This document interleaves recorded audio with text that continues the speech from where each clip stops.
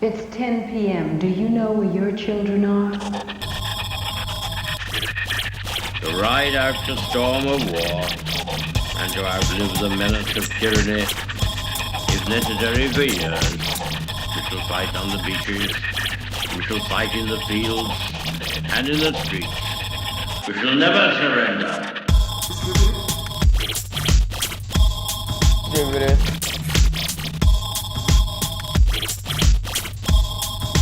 Distributors that serve.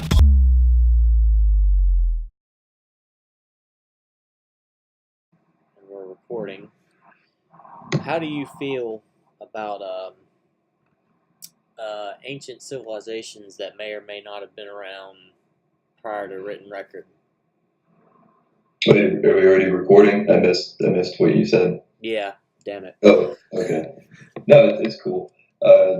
Civilizations before written history. Well, I mean, obviously they had to be plenty of them. I mean, we've got what's the estimate? Like roughly 200,000 years humanity in its present form has been around. Right. So, I mean, there were a plethora of them.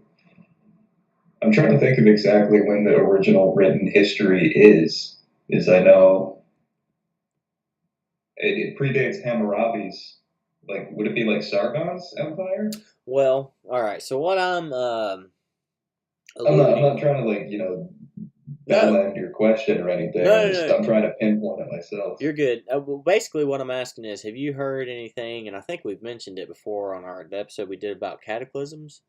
But have you heard or read anything about, like, they call it the Younger Dryas event, and they think it was like a comet smashed into the Earth about 12,000 years ago. I know what you're talking about. Yeah, now. hitting the northern ice caps, and it would have caused massive flooding that basically flooded the entire, like, all of North America, basically.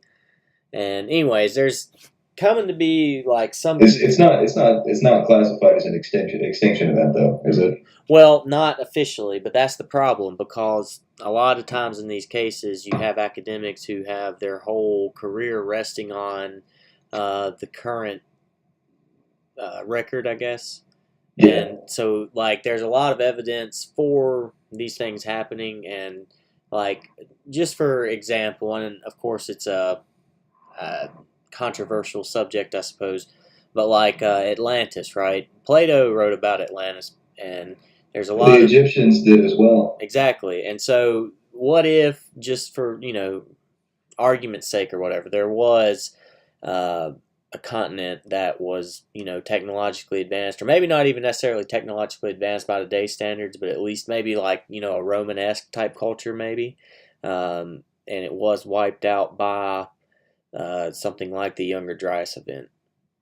I mean, it's plausible, I guess. Now, as far as like the islands, like, being there and then sinking, like my gripe with the whole Atlantis thing, which granted I don't know what the timeline is, but is that the only way I could see like an island just sinking into the ocean would be like like plate subduction. Right. And that, I mean, to say that doesn't happen overnight is an understatement. Like, that takes a long time. And I'm not saying that there's something I don't know about or I haven't thought of that could have caused that, but I don't know. As far as like the societies that predate written history, like, we wouldn't know. Mm-hmm. And I'm sure the Vesuvius wiped out Pompeii. Right. So that certainly wasn't the first civilization that happened to. There's no way. I know there's a rule that I don't know if it would be classified as a rule exactly, but that's how I think of it. It was there's a geologist in I think the 17 or 1800s, and the summation of it is basically that nothing happens for the first time. Yeah. Even if we haven't observed something, it's happened before. Mm-hmm. So I don't know. Well, I'm sure, absolutely, but I don't know the extent to which those civilizations would have been advanced or anything. Yeah, that's something we really can't answer. There was something you had said earlier though about like a continent falling into the ocean or whatever. What they attributed to is a rapid rise in sea level. And, if you think about it, if there was a civilization back then, they're automatically going to be near the coast for the most part. And so if sea levels rose 200 or 300 feet, we would not, because there's not really a lot of availability for any like archaeological research that's offshore. It's just very expensive and hard to do, obviously. And so that could be one explanation right there. Yeah.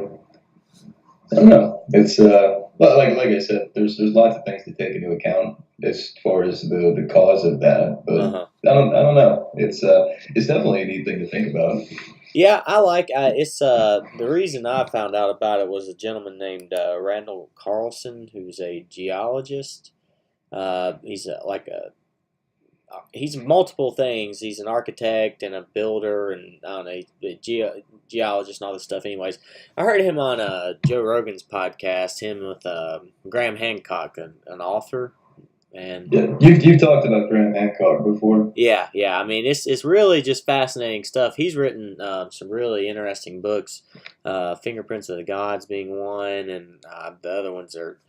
Hold on, let me see if I can find out what his other ones are, because they're really interesting. And he talks about how much evidence there is, just as far, it's like early cultures that we have record of, like all have a lot of similar stories when it comes to the gods and, things like that. And it's just a lot of stuff you can look to for that. So you got like Fingerprints of the Gods is one, and Magicians of the Gods is another one of this series where he talks about these just the evidence pointing towards the potential for something like that to have occurred. It's good stuff. I like it's fun to, like you said, it's fun to think about. Obviously we can't really speculate. Like one reason being like the last ice ages, the glaciers that came would have potentially. Or not potentially, but definitely would have wiped out because it was so much weight. Anything that would have remained, like all we have to know about the dinosaurs are fossils, right? And the only reason we have fossils are because basically a dinosaur died in the right spot at the right time in the right conditions. No, God placed them there to test our faith in them, Aaron. Of course, it's a test. You're not getting into heaven if you think that the dinosaurs are real. Well. Either way, the right place, right time, right conditions, so you've got to, that's why we know about dinosaurs and stuff. But if there was no right time, right place, it was all wiped out with one big bang, so to speak. And, anyways, like you said, it's fun to think about at least. For sure. I don't know, it's I wonder sometimes, people talk about everything that we lost in like the Library of Alexandria, or all the documents and work that they did in Baghdad back in the day. Right. Excuse me, when the Vikings sacked Anglo-Saxon territory, people talk about all that was lost in there, but I mean, we've got this massive gold mine of information that we'll never know anything about because it wasn't written down. There was no way for it to be written down, and that kind of fascinates me more. It's like, there probably weren't any great technological strides, or any massive advances in agriculture or economics or anything like that. But right. I don't know. It's neat to think about, definitely. Something I've just thought about from time to time is like what if we got to like a technological level where we could have gone to space or something along those lines, and that could be part of the reason people say they see structures and shit like that on Mars and the moon. Like, I mean, you never know. If we've been around for 200,000 years, we've got records of like going back 10,000 years at the most. Yeah. So that's a lot of time. And either way, we were definitely around for these massive events that occurred. So I don't know. It's very thought provoking to me. Yeah, for sure.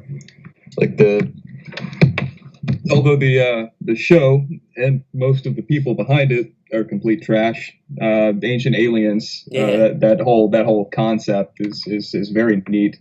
Right. Yeah, they say that. I mean, or things I've heard rather were like, that ancient Egypt and certain other cultures. I think the Sumerians were just like they popped up out of nowhere, already had mathematics and other architecture and stuff like that figured out without any like build up to it. It was just boom, they had that technology, and though it's not very advanced by today's standards, for them that was computers and shit basically. It's accurate. It's the same way with like the Hebrews and the hoplites as well. Like I mean, the hoplites had bronze armor and weaponry, and that was something any other civilization at the time thought was theirs and they had come up with. And there's no real backstory for any of those people for the most part. Right. There isn't anything solid, but they had the same level of technology. So I don't know. It's they talk. Animals have that. I wouldn't call it like ESP or anything like that, but the animals sort of have a way of communicating with one another that's not, it's not really verbal. Right. So I think that I don't know if I want to say it was a trade-off, like human consciousness that we have today as sapiens, if that was a trade-off for losing that type of ability to communicate and that level of perception that animals have today. I don't know if it's like I've always wondered if the achievement of human consciousness was like flipping a switch or if it was just like a gradual kind of thing. Right. But I guess whenever we started finding other ways to communicate, we evolved a way to not communicate like that anymore, and so we just completely lost the ability to. I mean, because you're not use it or lose it type of thing, I guess. Yeah. I mean, we are at the end of the day just animals, I mean. We like to think we're something special, but I guess we're really not. And so you might, it's definitely, I agree with you. I think that's, obviously we don't know, but it potentially, I mean, because you definitely know that animals do communicate, as you said, and it's like, I could see it. I could definitely see it. Maybe. Deep stuff. Yeah. Big smart topics for big smart boys. That's us. That is us to a T. I don't know, man. It's there's just so much we don't know about who we are, what we're here for, what our purpose is, that sort of thing. The questions that people, I guess, have always asked, and there's not really it's something I guess we've always asked and searched for, but have never really been able to solve. And I don't know, man. It's crazy. I don't know what to say. It's kind of just that shit is crazy. Sounds like you need to check your thetan level. Are you clear? Huh? Are you familiar with Scientology? I was making a shitty joke there. I know what Scientology is. I didn't know what's the thetan level. Yeah, it's been so long since I've looked into anything about that cult, but from what I remember, how I understood it is thetans are like it's like their metric for the I guess the soul, because Scientologists believe that we're all like an amalgamation of alien souls thrown into human bodies and brainwashed. Right. After we were thrown into a volcano, of course, that's an essential step in any developing species, but as I recall it, the thetan level it's basically like it's like impurity versus purity. I'm not sure how the scale works. Yeah. But the people with the, I guess, more extreme like bad level of your thetan score or whatever, those are the lower tier, and then the higher tier is made up of people who are on the more pure or positive spectrum of that. Like I said, I can't remember exactly how it worked. I do know that they use a device. The whole process is called auditing. Yeah. Which is funny for a cult that thrives off of ripping people off. I just did my taxes not too long ago. Ironic we're talking about this, but maybe not ironic's the right word. I'm just fucking rambling. I'm sorry. No, go ahead.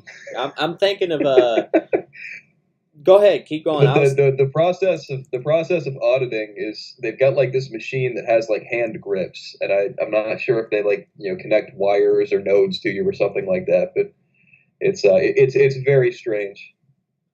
So, have you ever heard of Operation Snow White? That was the one with the little people, right? The lumberjacks, and then the girl had like a concussion. She was in a coma or something. No, that is the movie Snow White. I'll forgive you for making that mistake. No, There was a top secret clandestine operation. How dare you? How dare you mock our boys in service? it's actually the reason I'm bringing it up is because it's an operation by the Church of Scientology. In the Does it have something to do with the Sea Org? No, the what? The Sea Org? Sea Org. What's that? That's Scientology's space navy. Oh, I can't make this shit up. They have a space navy, and it's called the Sea Org, and they conscript teenagers into it, and they like get sick and die and shit like that. No. What it is was during the 70s, right? They tried to infiltrate a bunch of different government agencies and foreign embassies and stuff. So basically, they could, beat the game from the inside type of deal. And it was carried out in more than 30 countries. It's one of the largest infiltrations of the United States government in history, with up to 5,000 covert agents. And it also, I'm just reading off the Wikipedia page here. I've heard about it, but I didn't know enough to tell it verbatim. But it also exposed something called Operation Freakout. They committed infiltration, wiretapping, and theft of documents in government offices, most notably those in the U.S. Internal Revenue Service.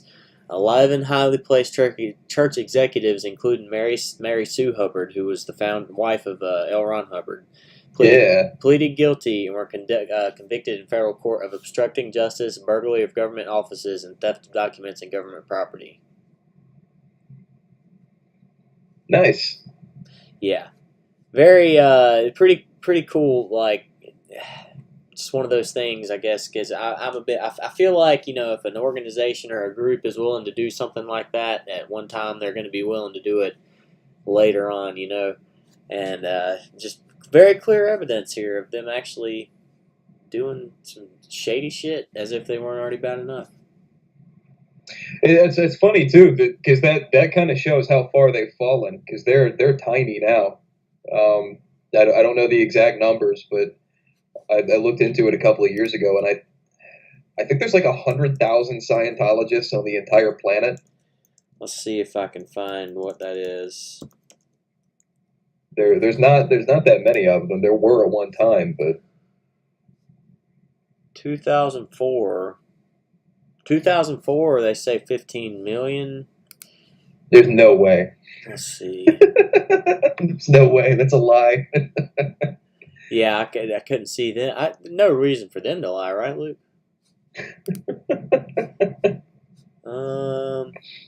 Are they counting space aliens in that census? That's cheating. That's cheating, Scientologists. I don't see any credible sources here that actually would tell us how many members they have. There's a blog. No, I'm not going to look there. CNN maybe have a number for us. No, I can't find a number. I mean, that was that's 2004, so that's 14 years ago. Let's see. Is it weird that 2004 doesn't seem like it was that long ago? No. I mean, no, it doesn't. We're getting older, man. For sure. Every time I hear that's the natural ebb and flow of time. That's just how it works. All right, so that's 10,000 churches, missions, and groups operating in 167 countries, with 4.4 million more people signing up every year. Okay, so according to CNN, it's a matter of considerable dispute. And then what I just said, it has the 10,000 churches and 4.4 million members. But scholars say despite the global proliferation, the membership numbers are much lower than church claims, likely in the hundreds of thousands. There you go. What is it Sun Tzu says in The Art of War? Appear weak when you were strong and appear strong when you were weak. Yeah, makes sense. This is from April 19th, 2017. So, I mean, it's no doubt, though, that they have a lot of money. I mean, you look at their membership, and those people are very sucked in, I guess. And, well, they've got Tom Cruise's wallets, balls, and a vice grip, too. I remember reading something about how much of his film royalties and stuff like that, and his salary is pretty much contractually obligated to the Church of Scientology. Really? I would. Tom Cruise he's seriously got something wrong with him, but I guarantee you he's in too deep, and he wants out as much as anybody else. There's no way. Yeah, it seems like. I mean, they've got don't they have their tax exempt status? So. Yeah, and that's most of Scientology too. Most of them want to leave, but they can't. There's a considerable amount of blackmail and stuff. I think I've heard about. You have to tell them your deepest, darkest secrets type of deal, and yep. If you leave, they'll spread it out and all that crap. It's crazy, man. The founder's father actually went on Joe Rogan podcast and was talking about it. It's pretty interesting episode, actually. I know what they used to do. I don't know how long ago it was, but what they used to do is if you defected from the church, which it's sad to say defecting from a church, but that's pretty much what you have to do. Right. If you left the Church of Scientology, they would report you to the police, and they would tell all your family and friends within the church that you were a pedophile. Right. And that they know that you were molesting and raping children. And they report you to the authorities for that with a bunch of fake eyewitnesses and stuff like that. And then if for some reason nothing came of that, you were pretty much just cut off from your family, your relatives, with the threat that that would happen to them too. That's yeah. That's They're definitely fucking. It's strange, man. I heard somebody say the other day that religions are just cults that took off or something like that. Or no, cults are just religions that didn't take off. That's what he said. Yeah. And it's kind of weird. Just that's something well, not us personally, but people that are still alive definitely saw the rise of. And imagine if it proliferated and kept going, what it could be in 1,000 years if the money keeps coming in and all that crap. It could be what Christianity is today. That's amazing. Yeah. I mean, well, the Heaven's Gate thing, the mass suicide, mm-hmm. that was shown on television, right after it happened. Good Lord. Those are the people that thought the comet had an alien spacecraft behind it or whatever?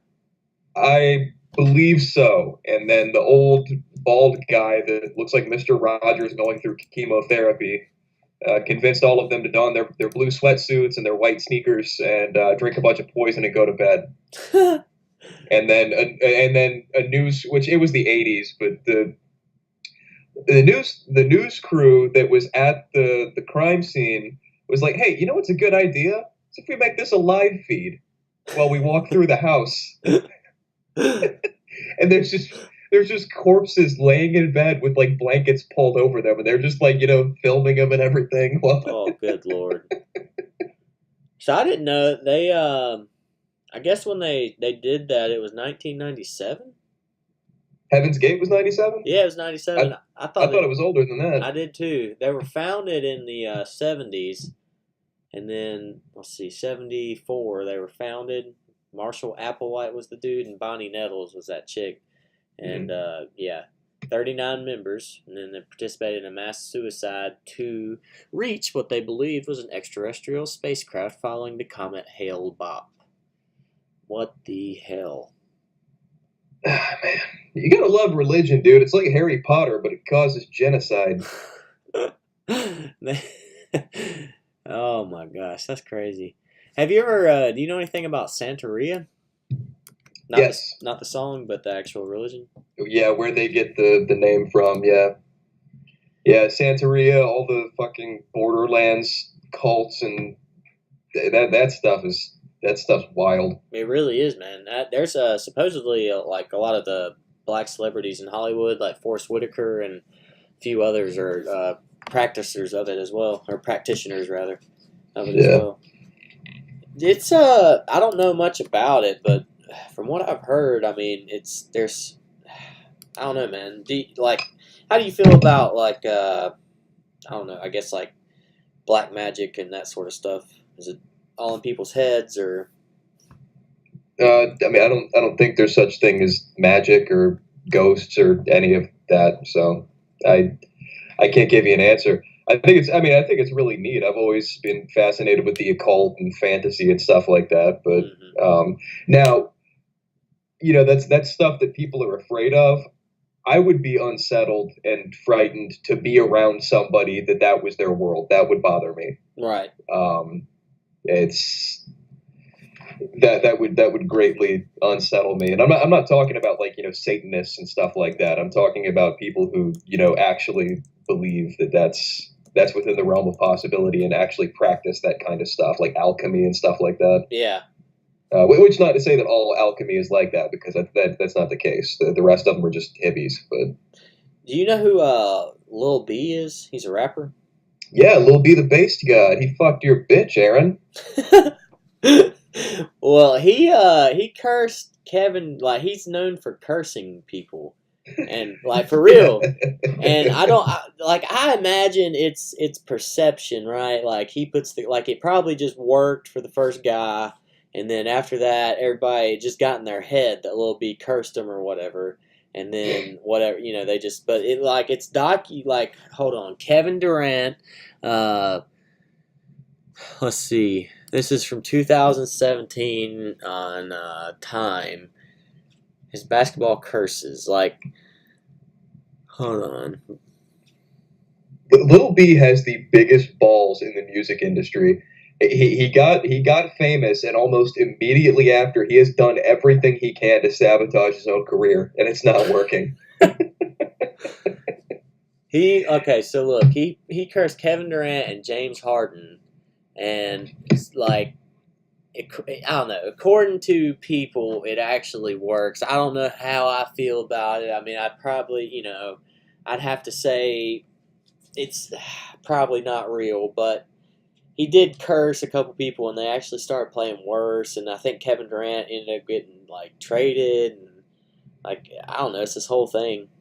I don't know. I think with stuff like that perception's everything. Uh-huh. Yeah, they kind of say if you want to make a positive change, if you keep that mindset, it'll happen. Yeah, right. You think You run into some girl at a party you find really attractive, and maybe even talk to her for a little bit, but then there's that whole misconnection thing, and you never see her again, but you just think, man, she's just perfect, and all you can think about is seeing her again, and do you have any mutual friends, anybody who would know who she was, but you got nothing, and you're constantly thinking about her, and then you just happen to run into her somewhere else, and you strike it up and hit it off. Right.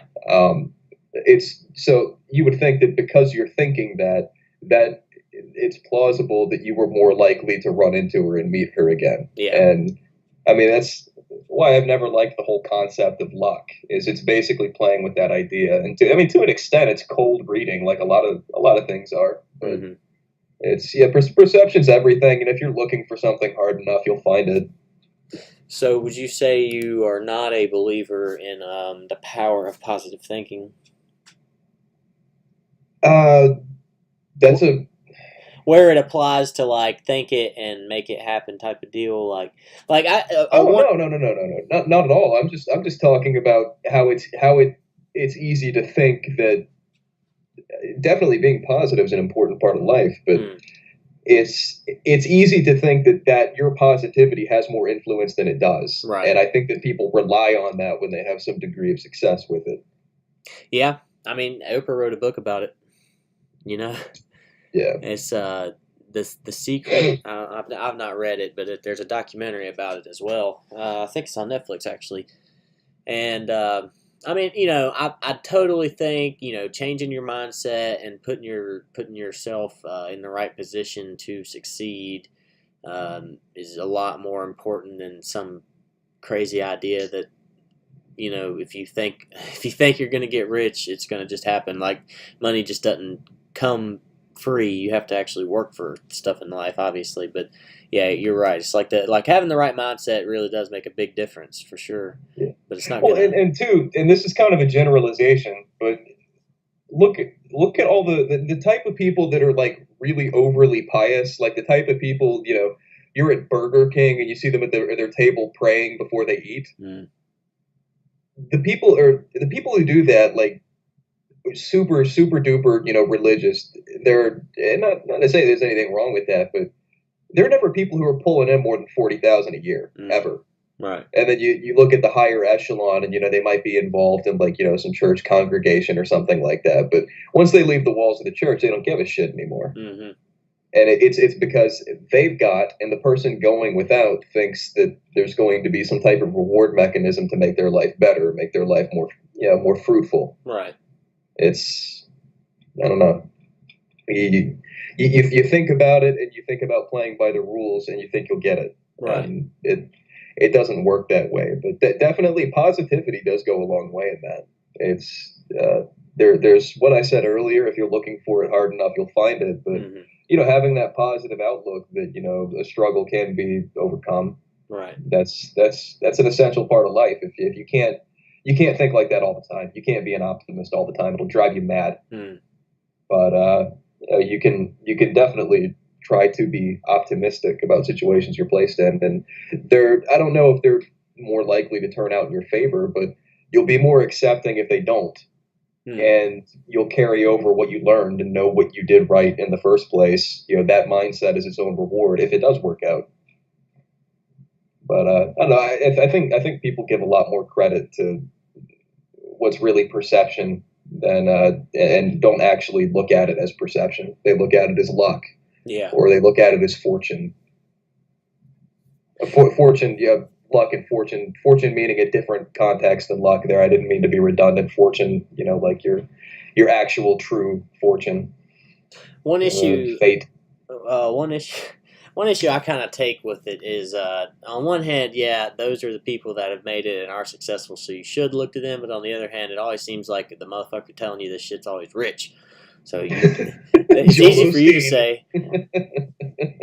But yeah, if there's a hell, that motherfucker had better be the first person there. Oh, I'm gonna have a serious talk with Satan if he's not the first person there. Or maybe he is. Maybe, I don't know. He could be the fucking Antichrist, dude. It lines up with how the Bible describes him. Well, I don't know. Either way, it's all that, like, well, you know, going back to what we were talking about earlier, like any sort of mystical, like, I don't know really. I've never seen anything with my own eyes, so I can't, you know, I guess believe it. But I'm a sucker for it in a way. I love kind of the mystery of it or whatever, the fantastical element of it. Mm. No, I can definitely agree with you on that. I don't know. I've always said I don't believe in a God, but yeah, I wish there was one. Right. I don't wish there was a Christian God or a Muslim God, because I don't agree with that. And if that's the type of God that exists, if all that is true, and you know Allah, or you know the Christian God, or I don't know. He's Jehovah in Christianity, but he's Yahweh in Judaism. But they're both the same God, right? Well, a Jew. He just favors the Jews more. Yeah, but I think Yahweh isn't that supposed to be Jesus? And the Jews don't believe that Jesus was the Messiah. What's the H? All right. Yeah. Now it's out in the open. My ringtone is the Fist of the North Star theme song. Everybody knows. Well, my understanding of it was Yahweh is basically just YHWH. Yeah. And that's God's name, but without any vowels, because they can't say God's name. Mm-hmm. I actually found out recently, and I'd always thought that, they didn't want to invoke the wrath of God by saying God's name. Yeah. The whole reason Yahweh is spelled like that and they don't say it, the not saying it is a misunderstanding of their own text. The reason they didn't put vowels in the word is because the old Jewish priests used to think that, and I might be butchering this, but if you wrote a word down that I'm actually going to look it up because I really don't want to get this wrong. Yeah. I don't want to say it and have it be wrong and just have some ignorant dickhead. That's what this show's about, though, Luke. We spread misinformation one episode at a time. Yeah, fair enough. Let's see.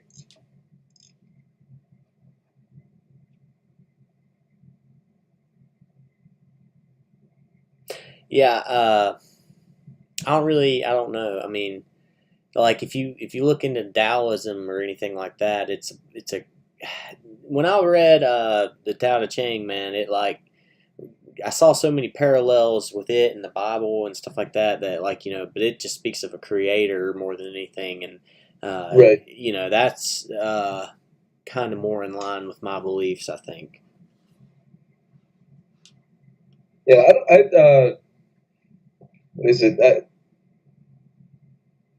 I can agree with that. I like it. I've always liked Buddhism because it makes sense with in conjunction with my own understanding of the world. Right. Is that we have this ever expanding universe that just recycles energy and matter because energy and matter can neither be created nor destroyed. Right. And that's Buddhism in a nutshell. Mm-hmm. It's constantly recycled because there's nothing else to be done with it. Okay, so. Sometime after the destruction of Solomon's temple, the spoken use of God's name as it was written ceased amongst the people, and even through knowledge of the pronunciation was perpetuated in rabbinic schools. The Talmud relays this occurred after the death of Simeon the Just, or Simon the First. Philo calls it ineffable and says that it is lawful for those only whose ears and tongues are purified by the wisdom to hear and utter it in a holy place. Mm-hmm. So priests in the temple are allowed to say it. But I remember reading something that the reason that they spell it like that without any vowels is it's going to kill me. It's not written here.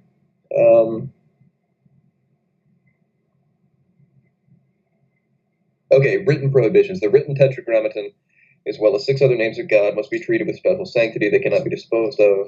No, that's not it. Some Jews are stringent and extend the above safeguard by also not writing out other names of God in other languages. So writing God in English would just be G-D. Huh. So they're guarding the sanctity of God's name by not spelling it out entirely. Really? Mm-hmm. That's interesting. And anything with the tetragrammaton written on it, as well as God's other 6 names, like I was reading earlier, they can't be disposed of regularly. Usually put in long-term storage or buried in Jewish cemeteries in order to retire them from use. Damn. Yeah, well, some Jewish people. I've just said his name like 15 times, so you're going sorry straight to all of our Jewish listeners. Our listeners that we totally have, the probability of which some are Jewish. There's at least one. Somehow all of our recordings of our podcast are never going to be listened to by anybody, but they're going to make it into like the time capsule or something like that. And it's going to be just like 5,000 years from now, like some alien race visits our barren waste of a planet and finds this. Like, man, this is really something. It's going to be you and I just bullshitting about everything under the sun and above it. That's going to be what some future species. That's going to be all they understand about human civilization. They're not even going to know we were human. They're going to know nothing else. Well, they're going to definitely think we're cultured and smart. I can tell you that much. Yeah, that guy burped mid-word. That's must be Filipino. We're also is that racist? Filipino. Well, see, I just said Filipinos burping like mid-word. I've known a lot of Filipino people, and they don't have any reservations about burping.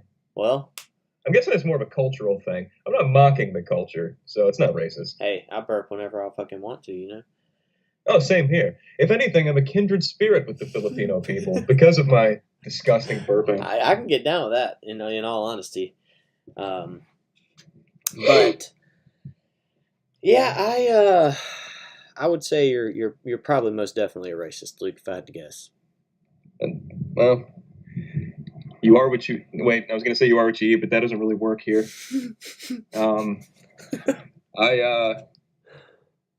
Touche. Seeing a Filipino lady over there? What's that? Are you seeing a Filipino lady? Not in a while. Hmm. It's funny. That's funny you bring that up though, because I was for a little bit. Really? Mm-hmm. Well, it's some good food, dude. You got your non-racism card back. Is that how that works? Yeah, that's exactly how that works. I was going to imbibe my heritage and drive down the Trail of Tears. That's a long walk, man. I'm not doing that. Very long walk. Very long walk. Yeah, I wish I could invoke my heritage, but it's purely. Say that again. I wish I could invoke my heritage, but it's just so full of privilege. I don't think it'd work. Let there be light. That was a big difference. I'm actually going to turn on a light in here. We started, the sun was still out. I was kind of.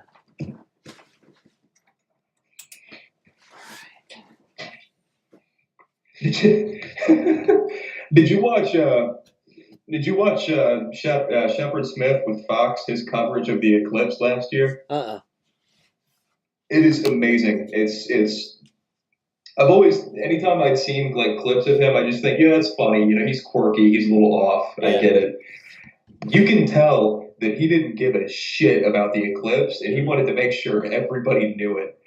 Every single bit of coverage Fox did was by him. Yeah. And it is some of the most glib, sarcastic.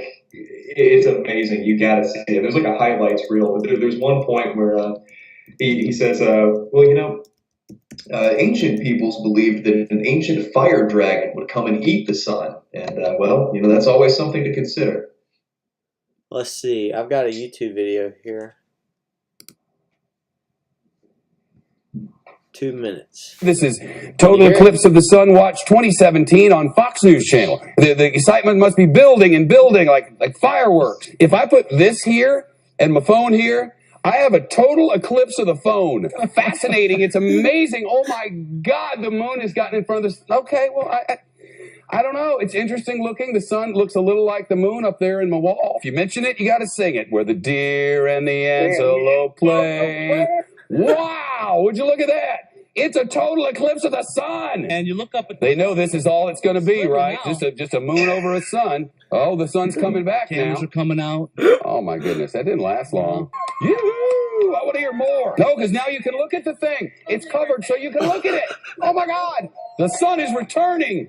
Jalapeno. How was it? Jalapeno. Response. Weird. Dark.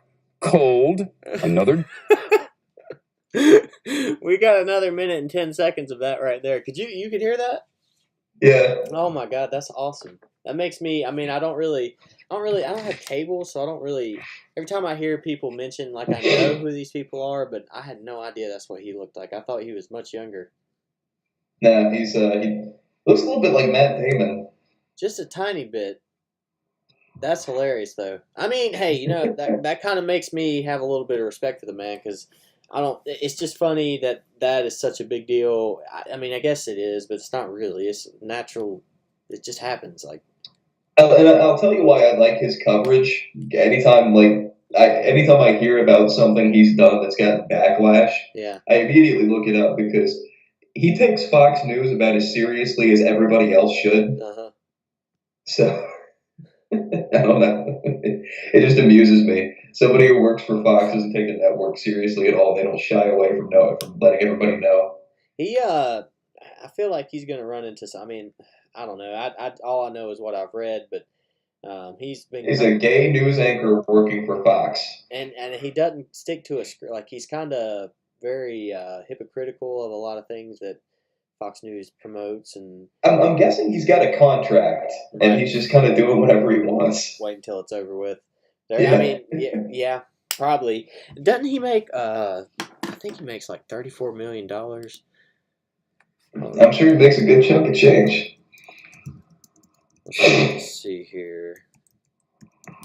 Maybe it was Rachel Maddow. He only gets $8 million a year. Let me see. Oh, only $8 million, man. Wow. Real low baller there. Yeah, I guess you're right. Yeah, I was at one of my stores today, and I heard, there were convenience stores, so there's all kinds of trash that hang out in those stores all day. But the lottery people are my least favorite. But there were these two older guys, and they were talking about the Powerball jackpot. And this is a little while ago, and one of them says, "Yeah, the Powerball's only like 40 million." And the other one's like, "Yeah, might as well not even play it." I was like, what, 40 million isn't? Dude, you hang out in a convenience store all day, chain smoking, drinking Coca-Cola, and playing scratchy lotteries. Like $1,000 would be a life-changing amount of money for you. You turn up your nose at 40 million because it's not enough. Might as well not even read it. Let's see. I mean, that is funny though. No one really gives a crap until it's up in the hundreds of millions, though. Yeah. I don't know. I found it. I know I heard somewhere. Some presenter it was like 34 million or 34,000 a day, something along those lines. It's fucking crazy. Whatever it was, a lot more than we're making doing this podcast right now. I can tell you that.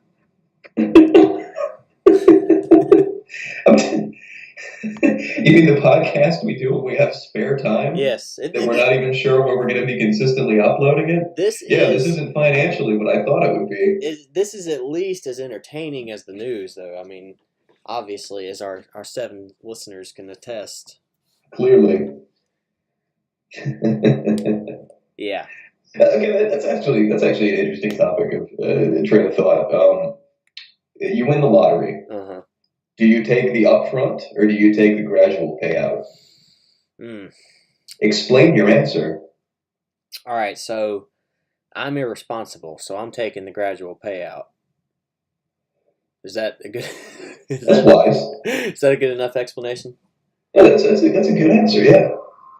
I can dig it. I just know me, man, and if I got like $200 million, you'd find my body next to a mountain of cocaine and 6 hookers within a couple weeks. I mean, it's just not gonna work. Yeah, I said that a couple of years back when I was talking to somebody about the lottery. So, what would you do if you won the lottery? It's like, well, I would, my friends and my family, I'd pay off all their cars, houses, bills, stuff like that. I'd put it in a trust fund for my brother, and then I would do cocaine until I physically couldn't do it anymore. No, I mean, I probably wouldn't. Hopefully, I wouldn't kill myself, but I know I'd end up buying. I'd probably go broke. I'd be one of those stories, man. He won $300 million and blew it all in 10 years. What the hell? How do you do that? And it's like, well, it really is true what they say about the lottery and lottery winners, because that's always the one you hear. Which I'm sure that there's other success stories where people don't do that, and I'm sure that they outweigh, what we do here. But it's just the guy who won the lottery. He's already broke after like 2 years. It's okay. So you got to look at the type of person consistently playing the lottery like that enough to statistically have the odds of winning. True. If they gave a shit about their money, they wouldn't have played the lottery in the first place. Yeah. So that's all the explanation you need right there. But I don't know. I would take the gross payout, because then I would already have all the taxes out of the way and done with. Yeah. I'd like I said, I'd pay off all my friends and family's bills. And I don't know, I'd probably just invest it, and then I'd set enough aside to where I would never have to work again, and I can I can write full time. Mm-hmm. Yeah, I feel you there. That'd be my goal. I'd probably do like some bonds and investing and stuff like that as well. Right. Yeah, that's always been my plan. Is if I won. Now,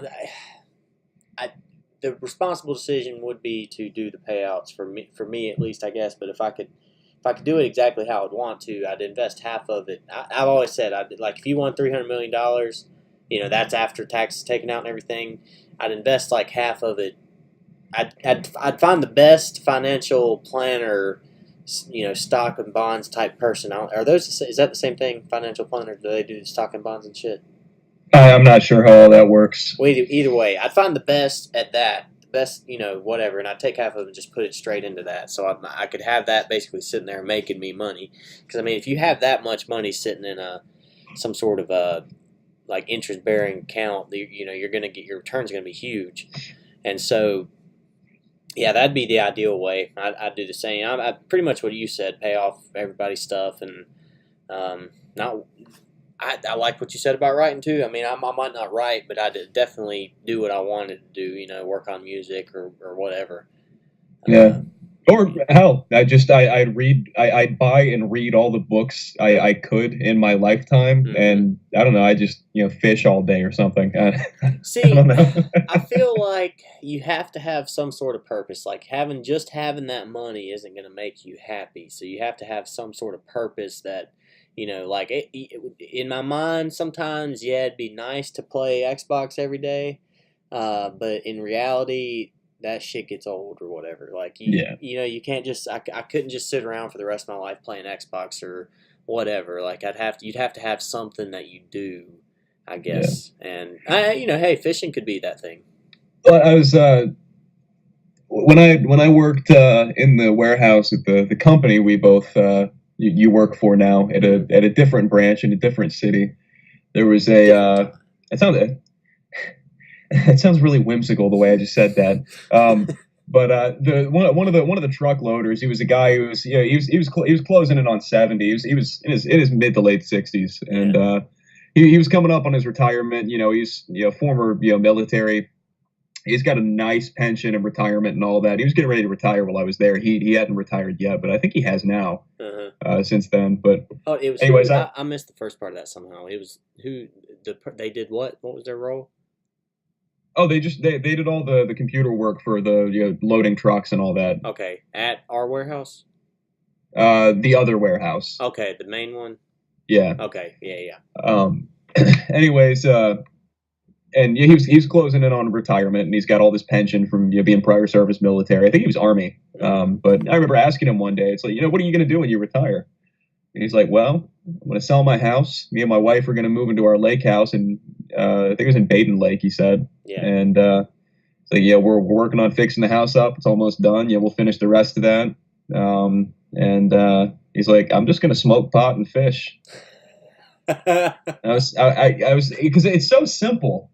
But I was like, the guy has his two favorite things on the planet Earth: smoking pot and fishing. Right. And that's how he's spending his last days. And there was something kind of magical about that. Just hearing him say that, like he already knew what he was going to do. And I was like, you know what? Good for you, man. That is absolutely. Because some people, like I think Jordan Peterson, I heard him say this one time. He was talking about one of his associates at work was like, can't wait till I'm retired. I'm just going to sit on the beach and drink all day. And he's like, that would get old after like a month. Like, you really just want to be a drunk on a beach for the rest of your life? And well, Jordan Peterson didn't know this truck loader. He would be more than content smoking pot and fishing all the time. But yeah, I completely see what you're saying. It's you tell yourself, well, hell, I even say like, I'm almost done at work, and I'll be talking to somebody else. Like, well, what are you doing when you get home? And it's like, yeah, I'll go read for a little bit, or I'll play some video games, or that's how I'm going to spend my evening. I'm just going to read this whole book, and then I get like 40 pages into the book I'm reading, and while I'm hooked and I like it, it's just like I don't want to read anymore. It's like I did not want to spend. I don't want to spend the rest of my evening the way that I'd originally planned on doing it. Right. Or if I want to go out to a bar or a club with some friends or something like that, it's just I have fun for the first couple hours, but then it'll start to get into the wee hours. Like, I don't want to do this anymore. You know what? One of my literal goals one day is to be able to go to the grocery store anytime I want, any day of the week. I thought it was to find two ginger twins, put a strap on yourself backwards, and have one stand in front and one behind you, and then just start pelvic thrusting. My goals have evolved a bit, actually. I'm surprised you remember that. You don't forget stuff like that. I guess not. That's you're one of my oldest friends, definitely, and our friendship has evolved over the years. But I barely knew you when you told me that. And that's such an elaborate, thought out fantasy. Right. And the kicker for me is like, there's no way that's even a sexual thing. He just wants that so he can do it. Yeah. But the other one is this guy doesn't really know who I am at all. And he just pretty much told me that out in the open as a more or less complete stranger. Yeah. That was like one of the first conversations I ever had with you. Dude, that's crazy. I until you said that, I forgot about that. Oh, man. That was life goals, you know? Life goals. Would you say it's still somewhere on the totem? You know, if I don't do that one time in my life, I'm going to be disappointed. That's funny, man. Oh, God. Do you remember our Latin teacher? You took Latin. Yeah, you took Latin. Yeah, I was in there with you every year. Right. Okay, so our Latin teacher. Yeah, you, me, and Jake. You, me, and our lawyer friend. Yes, our lawyer friend who shall go remain unnamed. Whatever I just said. Anyways, do you remember that day that we were like, I don't know what we were, well, obviously we weren't doing anything because we never worked in that class, but like we sat around making up stories and we talked about the teacher like wearing his socks and like sliding along, like doing the shuffle when he was banging his wife. Yeah, like, the risky business dance. Yes. Oh my God, dude. That was so much fun. Like that, I don't know, thinking back on that, it was just so much fun. Just, we were all laughing and I don't know, it was a lot of fun. That class is the bomb. It really was. I mean, it sucks. Like I've gone back and like just read and tried to reteach myself Latin because there was no way I was going to retain any of that. No, not at all. I took it for 4 years. I got a language credit, so I don't know a word. I know mater and pater as mother and father. Hey, and that's what was it? I remember last time I saw Jake, we were talking about this. This is years ago, but we were talking about this exact thing you and I are talking about, and we were talking to somebody else, and she's like, what did you learn from Latin? And Jake just, without skipping a beat, Conest est dormiabat in via. I looked at him, I was like, the dog is sleeping in the street? He's like, yeah. It's like, what context does that have? He's like, nothing, that's all I remember. That's hilarious. He got Latin scholar. He Sure did. He was the Latin scholar. He worked he worked really hard for that, you know. To be able to come away with that beautiful sentence, I mean, you know, it means so much that he deserves Latin scholar. All I can remember is mother and father. I can't use that much, you know. He can at least use his to impress people. I can just, you know, I got one word, 2 words. Well, see, that's the beauty of being, you know, semi-fluent in Latin is it's super impressive because nobody speaks it. Yeah. So you're always the one guy that knows it. Although, interestingly, right, Latin-based languages like Spanish and Italian and stuff, you can kind of get by talking with that. Oh, yeah, like, yeah. I didn't I'm the same way. That. What do you speak?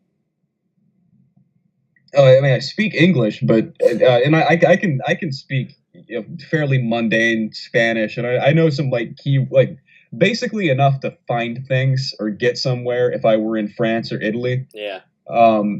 But you know, I've got some really rudimentary Spanish, but it's if somebody's talking in Spanish or if somebody's talking in French and it's slow enough, especially German. Yeah. Actually, German is quite a bit easier, but that's also really similar to English. But if they're speaking slowly enough, I can, for the most part, I can usually get the gist of what they're saying. Yeah, right.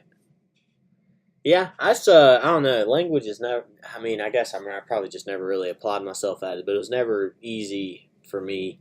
I mean, I don't know that it's maybe easy for anybody, but it's just never something that I really picked up on quickly. Well, there's I don't know what it's classified as. I guess like a gift or something. But there's people, they're called polyglots, and they're basically savants with language. Okay. Like for like language, just like Good Will Hunting, like math. Yeah. He says in the movie, math just makes sense to him.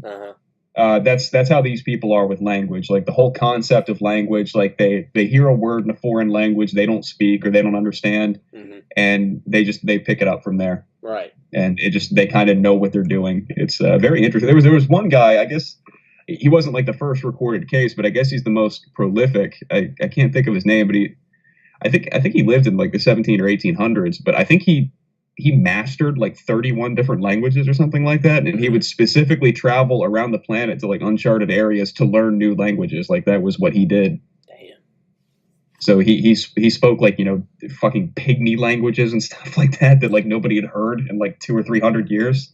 That, you know, like that is super impressive. If you ever meet anybody that is like fluent in multiple languages and stuff, like that is super impressive. I mean, and just because, I mean, like I said, for me, I know exactly, you know, I know how much work that would be for me. And so it's like, damn, can't help, like, I don't know. Just like if I went to, you know, basically anywhere that wasn't an English speaking country, it's going to be hard for me to get by. But I don't know. It's a very useful skill. That's the beauty of traveling through Europe is you don't have to learn any other languages. Well, I don't know that Europe seems to be getting shittier and shittier as time goes on. I don't know. Yeah, Europe's been shitty for a long time. It's not it seems like it's changing more and for the worse, but it's always kind of been changing for the worst. Mm-hmm. It's I guess happening more rapidly right now. But right. I don't know. I mean, no offense to our European listeners. Of course not. All three of them. We're actually more popular over there than we are here. Yeah, no Eurosceptics here, not on this podcast. I mean, you know, it's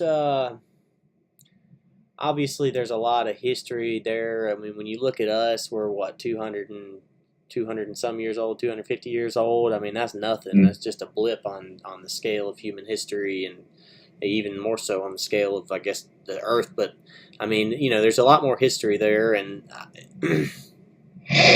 there's a lot more, I guess, that's changed over the years. I mean, America is a fairly conservative country overall, and I think we're slow to maybe change, and so we haven't had the chance to maybe get as shitty as Europe yet. I mean, I think it's kind of, I don't know if shitty is the right word. It's just a evolving situation, maybe. I don't know. I mean, being politically correct with it. And the thing, the way that I see it, like with the whole, you know, refugee crisis in Syria and all that, is there's as far as, you know, what countries have handled it right and what countries are handling it wrong. You know, like Poland and Hungary, they pretty much said no refugees. That's not happening here. Mm-hmm.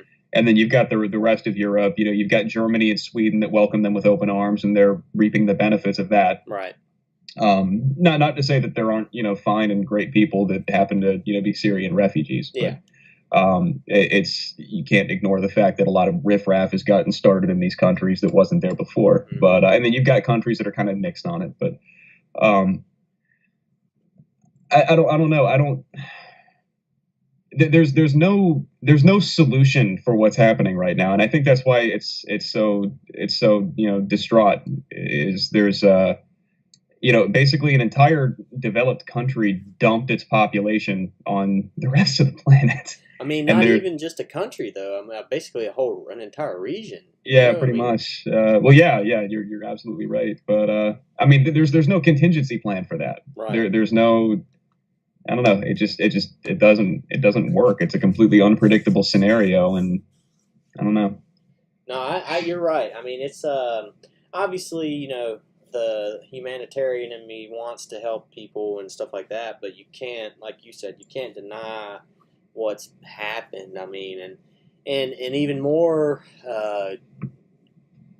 confusing to me is kind of the lack of coverage for a lot of this. I mean, you know, it's kind of, for lack of a better term, an alt-right idea to even mention that, you know, there's some issues arising from this immigration, but like, remove kebab. Yeah, it's crazy. I mean, what was it, Hamburg or Frankfurt one that had the mass rape on New Year's 2 years ago? And I mean, it's just like there's a lot of crazy shit that's happened as a direct result of all this. But if you talk about it, you're a racist or bigoted or, you know, whatever. I mean, all these terms that I guess the left uses to shout down logical arguments. You know, I don't know. I don't want to turn this show into a left v right type of bullshit because I don't subscribe to either. I mean, I'm probably more left leaning than right leaning, but I'm definitely pretty much middle of the road. And yeah. I don't know. There seems to be a definite lack of dialogue these days, and you can't it's like you have. I don't know if you have to choose a side or you can't choose a side. Like because if you choose one, you're pissing off the other half. If you choose the other, you're vice versa. And so it's like, but if you stay out of it, you're misinformed and what So it's like an unwinnable thing. Oh, I have no political identity anymore.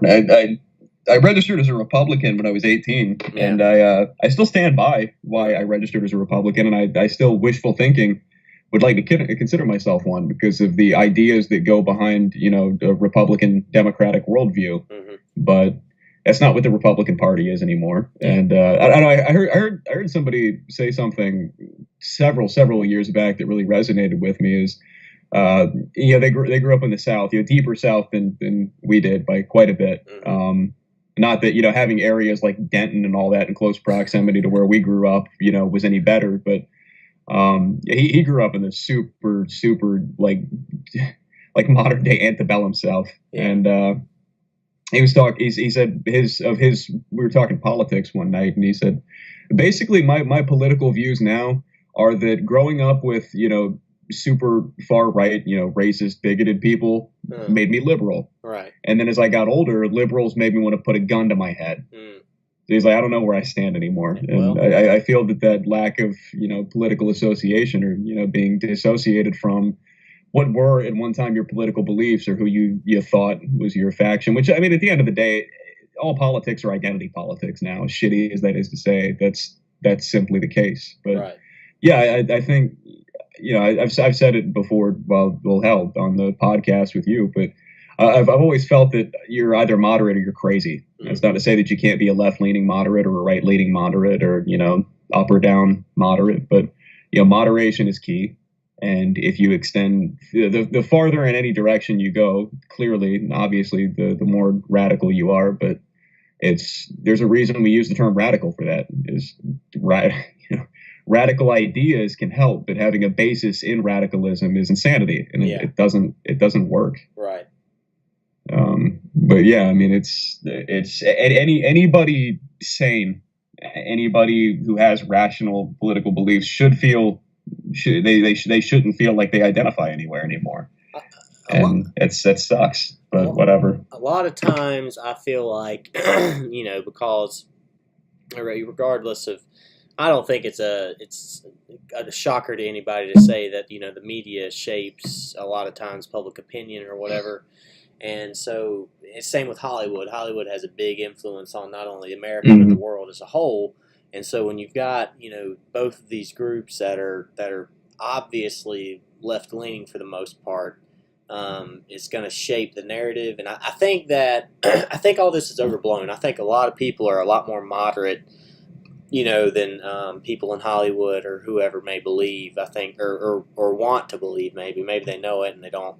I mean, because to them, I guess there's only the East Coast and the West Coast and the rest is flyover country, obviously, so they take a whole big chunk of the demographic. I mean, really, you look at a map, man, of the way this country votes, and it's red. It's a sea of red with little bitty pinpricks of blue, which represent the major population centers. And, once again, not to turn this into a left versus right debate, because I don't know really where I fall on that spectrum because I see benefits on both sides of it. But, I just think that I don't think it's as divided and people are as far away from that center ground as we're led to believe by media and maybe Hollywood or whatever. Yeah. I don't know. You hear it said a lot that the United States is more polarized than it's ever been right now. Yeah. And, I mean, they've been saying that for years. I remember them saying that before, during Bush's second term.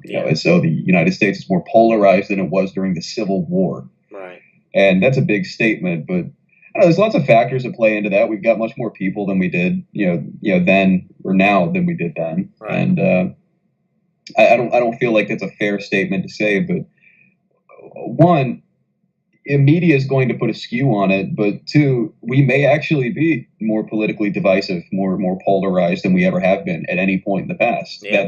That may actually be the case, but my wishful thinking is that the divisiveness is less, far left versus far right, and more centrist that don't want to bow to either side. I'd like to think that. I hope that's the case. Yeah, but- yeah. I mean, yeah, and yeah, you're right. I mean, I just don't. And maybe obviously it's like a mirror of the environment I'm in. But most of the people I talk to are pretty just salt of the earth people that all they're really worried about is feeding their family and paying the bills, and they can. I take it you haven't been going out to Denton anytime lately? Actually, yeah, that was the last store when we were talking earlier today. That's where I was at. That's the last store I work. Oh man. The Lowe's over there. Oh, speaking of Denton, before I forget, there's a guy that works for Pepsi that I know, and I saw him. I went out to get some tape earlier, and I saw him sitting there talking to some guy that was sitting in the middle of the parking lot of a store. And when he got to the back room, I was like, "Man, what was you talking to that guy for, or what was he talking about, or whatever?" And he said, "Man, he told me he told me he saw Bigfoot 3 times, and that his family wouldn't, yeah, and that his family wouldn't talk to him anymore because of the Bigfoot shit. And like he said, he lived in Denton, and that he like got home and went to open his door, and he smelled like this strong skunk smell, and turned around, Bigfoot was there, and he was like, you go on, and there won't be any issues," and the Bigfoot just went away or whatever. But yeah, there's been a Bigfoot sighting in Denton, so Bigfoot alert, folks. We have a sighting. Next time I come back to town, you and I should go Bigfoot hunting. Dude, hey, there was, what was it? I think about 2 years ago, my dad told me about it. There was an expedition in the URA National Forest, I think with some connection to Discovery Channel, looking for Bigfoot. Hey, the Pepsi guy and I were sitting there talking, and I'm like, obviously, 95% of me knows this guy is full of shit, right? But there's that 5% that's like, maybe he's telling the truth. If there's anywhere in this nation that Bigfoot would be, it's going to be Denton, North Carolina. Yeah, that's true. I remember my pops told me when I was fairly young. One of his deepest fears, but at the same time, like one of the most fascinating thoughts to him, was that going to a mental hospital, like an insane asylum, and thinking, what if they all figured it out and that's what drove them over the edge? Right. Or even worse, what if they are the sane ones because they're living in reality and they're seeing what we choose to ignore? Yeah. Those are actually the smart. They're the smart people. They're the ones who figured everything out, and it drove them insane. Or they're acting like that on purpose to get out of the. There's something encroaching, something that lies beyond the darkness that we're ignorant of, and they're playing dumb. I mean, which of course isn't medically true, but. No, but I mean, the whole, like we were talking about earlier, that whole mystical element of stuff, like the what if kind of thing, that stuff always has fascinated me, even though I don't necessarily subscribe to it all. Like, I found out that Art Bell died, may he rest. Yep. And I heard about he's not going to be getting any rest. He went to whatever plane of existence he's been talking about for like 50 years now. Well, it got me. May his torment be easy. May his torment be easy. I guess we can at least say that. Either way, it got me. It got me fired up, and I got on YouTube and looked up some of his best calls or whatever. And that man had an interesting show. He had an interesting show. Did you ever hear the Eminem one? And not with the rapper Eminem. There was a guy who would call in pretty frequently, saying that he was a space alien. Yeah. And his name was Eminem, and he was living on Earth. And he chose the name Eminem because he loved M&M so much. They were the first food he ever ate when he came to Earth. Right. And those were, I can't remember any specifics, but I remember those being really interesting. That and on Art Bell's forum is where the John Titor thing got started. Okay, yeah. That is really amazing to me. The whole Art Bell, or not Art Bell, the whole John Titor conspiracy. Uh-huh. As far as conspiracies and hoaxes go, I love that because it's actually pretty probable. Yeah. Like he opens, like when he first starts out, because he was making message board posts before anything else. Yeah. Can you explain, just for anybody listening, who John Titor was? Okay, John Titor posted on Art Bell's message board or forum or whatever we're calling those now. I want to say it was the late 90s, early 2000s, somewhere around there. It may have been before that. But he posted claiming to be, I can't remember if he said he was an astronaut or if he was a military operative, but that he had time traveled back to our day. And he had a bunch of predictions, and this would be either A, the believable part of it, or B, the smart thing for him hoaxing everybody to do. He acknowledges the existence of an actual multiverse theory. So he's saying that he could make predictions, but they might not come true because he doesn't know what universe he's actually in. Yeah. But he makes a bunch of predictions. Some of them have, depending on your interpretation of world events and interpretation of what he's saying, have come true. Some things haven't happened yet, but it's very interesting. And he repeatedly followed up and answered questions straight up with, various different posters. And he would disappear for a while and then come back. But one of the coolest things about it to me too is I'm going to say that about everything I list about him because I'm so fucking fascinated with it. But and I have been since I first found out about it. But the whole reason he went back in time was to solve the I want to say it was the year zero problem. Mm-hmm. What was it? Not the year zero problem. But what was it? I know what you're trying to say.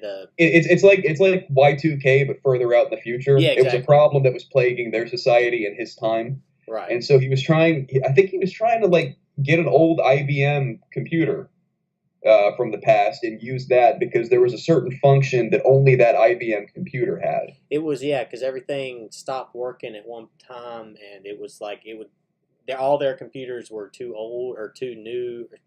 Hold on. I can't remember. God dang, I'm trying to read it up now because I just heard about it earlier today, but they didn't go into really the whole thing with it. His username was timetravel_0. An IBM 5100 computer. Yep, that was it. The Unix year 2038 problem is what it was called. Say that again. The Unix year 2038 problem. Yep. Supposedly. Oh, that's when they stop. That's when their timer runs out, right? They won't be able to go up any higher with the time on the analog system or whatever with computers. Which of course we're well past that. Right. Although that's one thing to think about. We weren't really cognitively functioning that much then because we were kids, but Y2K must have been fucking scary. Oh yeah, for sure, man. For sure. Dude, if I was this age then, I'd probably been freaking out. Yeah. I'd have lost my damn mind. Oh, man. You think I've got a lot of guns now? Yeah, because Unix is only on a 32-bit system. Yeah, right. And so that was the year it would stop. The computers all crashed, right? Yeah. Yeah, that's what it was. And he said also something about they couldn't go past the year 2500 and some or something like that, and so they didn't know why. He didn't know about that or whatever. I can't remember off the top of my head. I've got a text document that I copied and pasted a bunch of info, a bunch of his posts and stuff like that somewhere on it. Yeah, it may be on my external drive. But I had a bunch of screen caps of all of his posts on the forum. Yeah. And it's really neat stuff, man. It is cool. That stuff. That's the kind of stuff that that's what got me into, I guess, conspiracies and that sort of thing. And like I said, I like that one because let's say it is a hoax, which it 99.9% more than likely totally is, but his story was told so well that it's very, very believable. Mm-hmm. Like how we think of time travel, like he portrayed time travel as like this thing that even he didn't understand. Right. And all the other time travel conspiracies, like, oh, this is how it works, and here's the time machine and all that. And if I remember correctly, he made a diagram and uploaded it to the site of the device that he used to travel through time too. Huh. And I don't know if the device was ever like actually analyzed or looked at by like, physicists, but I want to say like some of the stuff kind of made sense, was the consensus. So the question is, if they could travel in time, does that mean right now there are people from the future living on this planet? Well, yeah, China has over 1 billion people, so there's your answer. Oh, no. I mean, like, is anybody here right now from the future? Oh, I don't know. I don't. this is, we were just talking about all this shit. I don't believe in time travel. I don't think that that's possible. Yeah. But it's I don't know. It's. I mean, theoretically, yeah. If see, my thing is, so everything that we know about time and space and all that is based off of the theory of relativity, and theories that the theory of relativity condense that go back further. And we're constantly on the hunt for the theory of everything, the 1-inch equation, what's going to be the new E equals mc squared, but that's only how we've mathematically understood it. Mm-hmm. And our math is based off a system of 10, because we have 10 fingers and 10 toes, which means that there could be another race out there saying that aliens are real. Right. There could be another race out there with 8 fingers and 8 toes, and they have a system of math that's 8 fingers, and that's based off of that. That's based on a metric of 8. So could their math system be wrong and ours be right, or vice versa? I thought math was like the universal language, though, or whatever. Like numbers were. It's the universal language and letting people know what your capabilities are, or letting other beings, like they say, if you were to meet an alien, the first thing you would need to do is to find a way to express to them that you live in a world where math is based off a system of 10, because they would understand that. So numbers are the real, and I guess equations to an extent. So I guess you could say math, but that would be the universal language, not necessarily our system of math itself, though, because it's too much of a gamble to say that our system of math would be isotonic to another species system of math. Right. But where I was going with that was so I lost my train of thought completely. Holy shit. Okay, so different speed. I'm going to backtrack here. I'm going to follow my breadcrumbs. How we understand the universe. The different math. Species with different, based on math system of 8, or. It was before that. I was going somewhere else with it. Yeah, I lost it. Completely lost it. But yeah, cool stuff, man. It's cool stuff. That's for certain. Hey, at the very least, it's interesting to think about, Yeah.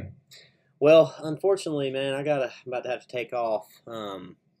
But yeah, I liked it. So we didn't solve anything, but fuck it. It was a good conversation. Look, we're not about solving things here at the distributor, the wonderful podcast, the Distributor Boys, the host, tri-weekly, at best. At best. We're all about having a good time and cutting loose and having a giggle here and there, just having a good time. Damn right. Aaron, you want to go ahead and shout out our YouTube? Yes. We got the YouTube now. We do have the YouTube. We're partnered on YouTube.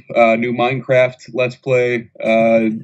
Minecraft. Sad Minecraft stories. Roblox. It's a really sad Roblox story coming to you hot off the presses every Saturday. Yes. And just check back here, because this will be posted to the YouTube. So that's where they'll find us. Either way, folks, we'll see you next time. Thanks for listening. Bing, bang, boom. Oh, crap.